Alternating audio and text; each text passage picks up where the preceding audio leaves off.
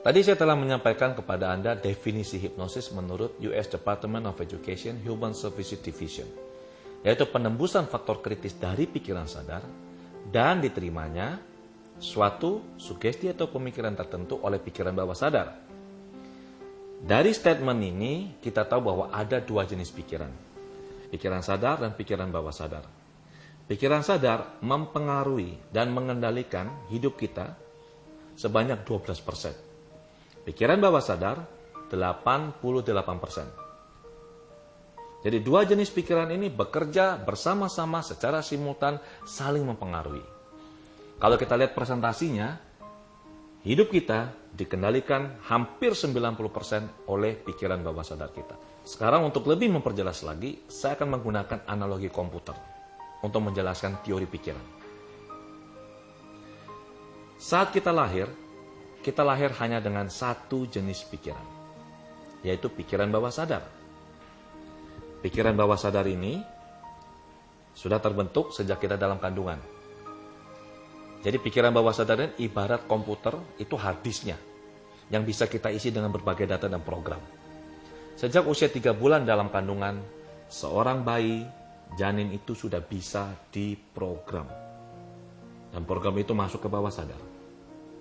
Begitu bayi itu lahir, maka lingkungan akan melakukan programming terhadap pikirannya dia.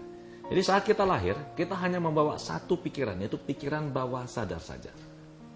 Pikiran bawah sadar terdiri dari dua komponen, yaitu pertama, yang disebut dengan modern memory area. Ini yang lebih sering dikenal sebagai subconscious oleh kebanyakan orang. Satu komponen lagi yaitu the unconscious mind, itu disebut juga primitive area.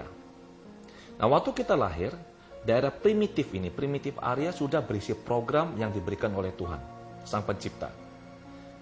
Daerah primitive area ini berhubungan dengan berbagai program, berisi berbagai program yang tujuannya untuk bisa membuat kita tetap hidup. Program untuk bernafas, sistem kekebalan tubuh, kemudian memunculkan sensasi-sensasi fisik yang mewakili suatu perasaan, sistem kekebalan tubuh, pencernaan, dan segala macam.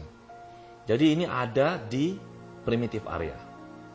Sedangkan yang sering dikenal orang sebagai subconscious mind, yaitu modern memory area, ini waktu lahir itu blank, seperti hard disk komputer.